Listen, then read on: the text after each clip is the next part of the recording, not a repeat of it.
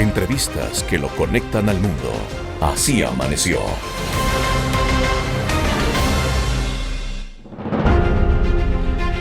Y hace un par de semanas tuvimos una entrevista con el doctor Diego Bernardini y quedamos para hacerlo terminar la conversación que tuvimos en una segunda entrevista, y hoy lo tenemos en los micrófonos de Así Amaneció. Doctor Bernardini, buenos días. Muchísimas gracias. Por favor, abra su micrófono. ¿Qué tal? Buenos días. ¿Me escuchan bien? Perfecto. ¿Cómo está? Muy bien, muchas gracias por el llamado. Oiga, desde la última entrevista que tuvimos he estado pensando, y creo que todos en la mesa hemos estado pensando preguntas para el día de hoy. Y esta tiene que ver con usted, que es médico, y hablamos temas de longevidad. ¿A los cuántos años el hombre y la mujer deben acudir a un chequeo al médico? Un ABC, como se dice aquí en Ecuador, para revisarse todo y empezar a saber cómo vivir su vida. Bueno, el examen periódico de salud, que es como habitualmente se llama ese chequeo anual, ¿no? A ese examen periódico que, como digo, se hace, tiene distintas indicaciones. En realidad se hace desde que prácticamente se nace, que es lo que hacen las madres con el pediatra cuando llevan a sus hijos. La diferencia es que a medida que vamos cumpliendo años, que va transcurriendo las distintas etapas de la vida, este examen empieza a tener de alguna manera prácticas diferentes o medidas diferentes. La realidad es que los grupos, a través de los consensos internacionales que forman principalmente los médicos de familia, porque el examen periódico de salud es una práctica clínica de atención primaria, ¿no? Se supone que se hace porque tiene una característica, que es la prevención, que es poder detectar o prevenir enfermedades que el día de mañana pueden tener un costo, no solo desde el punto de vista económico, como lo indica la palabra, sino en la salud de cada uno de nosotros a lo largo de toda la vida. Lo que va cambiando es el tipo de práctica, el tipo de exámenes que vamos pidiendo, pero el examen periódico de salud se debe hacer a lo largo y continuo de toda la vida. Doctor, ¿y qué hacer después de ese examen? Esa es la pregunta que nos surge a todos. ¿Qué debo hacer? ¿Debo ir donde mi médico y decirle, mira, estos son los exámenes que me mandaste, ¿qué hago? ¿Debo tomarlo como si están bien los exámenes, me olvido y sigo la vida como normal? ¿Qué debo hacer? Bueno, allí lo que hay que hacer es primero algo muy importante, que es encontrar al propio médico de familia. Allí en Ecuador está la Asociación Ecuatoriana de Medicina Familiar, que trabaja muy bien y que además imparte, digamos, lo que es esta filosofía del trabajo médico acompañando a los pacientes. A ver, una vez hecho el examen periódico de salud, tenemos dos opciones: o que no se detecte o no se encuentre nada, por lo cual ahí la práctica que habitualmente los médicos hacemos es el aconsejamiento, es decir, bueno, si usted quiere seguir bien y sin inconvenientes, hagamos esto, hagamos lo otro, estimulemos esta otra conducta o esta otra práctica. En caso de detectar algo, bueno, claramente lo que se hace es avanzar en ese diagnóstico para poder estadificar, para poder saber en qué situación clínica está esa condición, digamos, diagnosticada y poder prevenir que avance. Pero yo creo que atrás de toda esta pregunta hay algo que es muy interesante, y es la importancia que tiene la salud en nuestras vidas. Una importancia que al mismo tiempo, a medida que nos hacemos mayores, cobra mucha más relevancia, porque de alguna manera la salud es lo que nos permite la independencia, es lo que nos permite hacer nuestras actividades, salir de nuestra casa, ir a nuestros trabajos, ocupaciones o disfrutar con la familia. Y lo interesante es que hoy yo les diría que la salud, en un porcentaje extremadamente alto, depende no solo de esa prestación, de esa atención médica de la cual veníamos hablando, sino que depende de nuestros hábitos de vida. Si yo preguntase, tanto en Ecuador como en Bolivia, como en Colombia, México o Argentina, de qué estamos enfermando, de qué estamos muriendo en este siglo XXI, lo estamos haciendo de problemas de salud que están vinculados a nuestra forma de vida. Son lo que llamamos en epidemiología las enfermedades crónicas no transmisibles: accidente cerebrovascular, infarto de miocardio, tensión arterial, diabetes, enfermedad pulmonar obstructiva crónica. Bueno, todas esas condiciones, si se quiere, se pueden prevenir, se pueden retrasar, y lo hacemos a través de hábitos de vida saludables, de conductas que cada uno de nosotros, en la mayoría de los casos, podemos elegir. El doctor Diego Bernardini está con nosotros en el contacto telefónico. Él es un autor reconocido, un médico especialista. Su título más notorio es Vivir la nueva longevidad, la segunda mitad.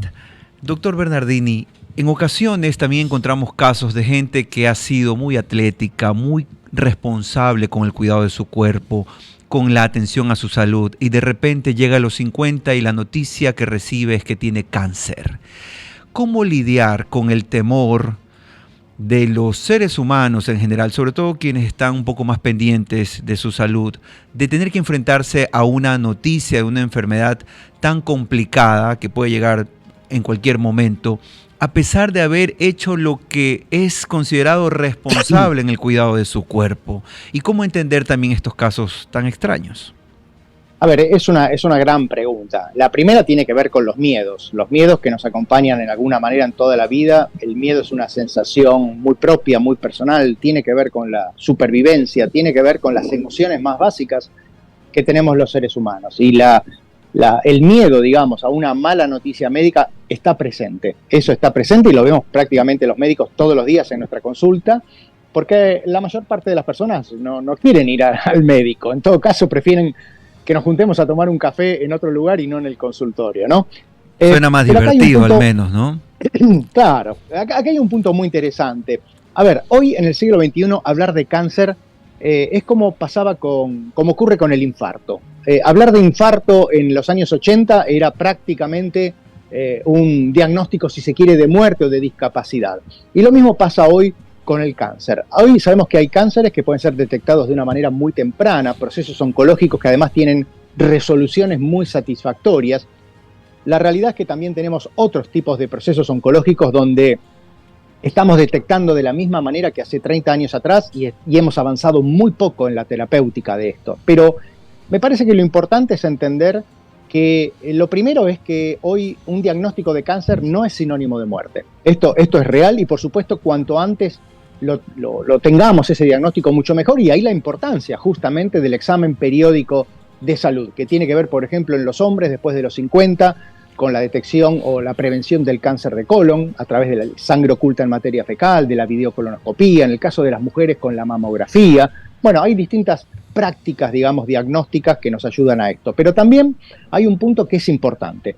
Cuando yo hablaba de los hábitos saludables, hoy sabemos que, por ejemplo, no fumar, tener una determinada dieta y hacer actividad física previenen una serie de procesos oncológicos, de cánceres, que hasta hace pocos años atrás no lo sabíamos. Entonces, cuando hablamos de hábitos de vida saludables, estamos hablando no solo de vivir más y mejor, sino de prevenir aspectos muy puntuales, como el cáncer o como el deterioro cognitivo, donde hoy sabemos que un tercio, casi un 40% de los procesos de deterioro cognitivo, que además acompañan a este fenómeno de la longevidad y que constituyen un desafío, se pueden prevenir a través de hábitos de vida saludables que corresponden o que son elegidos por cada uno de nosotros, aunque también tenemos que decirlo, el ecosistema que nos rodea, la política pública, tiene que generar entornos urbanos, que prácticamente es donde la mayoría de nosotros vivimos, que nos permitan salir a hacer actividad física, que nos den seguridad, que nos permitan tener acceso a alimentos quizás más saludables, que nos permitan encontrarnos con nuestros vecinos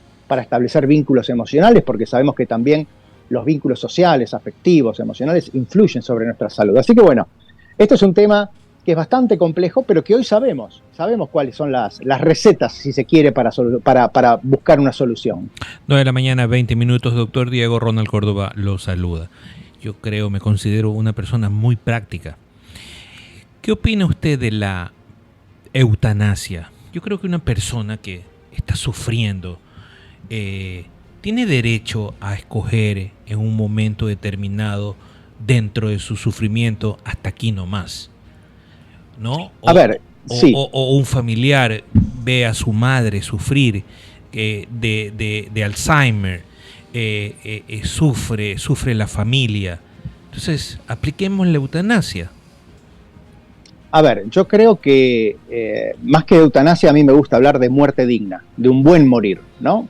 Donde ahí hay otros caminos, si se quiere, para recorrer. Lo primero me parece que a nivel personal y a nivel social tenemos que empezar a establecer este diálogo. Es una conversación que la sociedad se debe y que va acompañada de este fenómeno de la longevidad. O sea, hoy el vivir cada vez más tiempo nos confronta con nuevos desafíos. Uno de ellos es el tema del buen morir. Yo, en lo personal, considero que el buen morir forma parte del buen vivir. Creo que, como digo, es una conversación que a nivel social nos debemos y que tiene que estar contemplada. Hoy sabemos que el sufrimiento que implica un proceso de enfermedad terminal puede ser paliado, y para esos cuidados paliativos necesitamos una legislación, necesitamos recursos humanos formados, necesitamos enseñarles a nuestros alumnos en las facultades de ciencias de la salud lo que significa la muerte como etapa. Nuestra cultura occidental ha dejado de lado la muerte, la ha corrido cuando antes era un proceso o un momento más de nuestras vidas.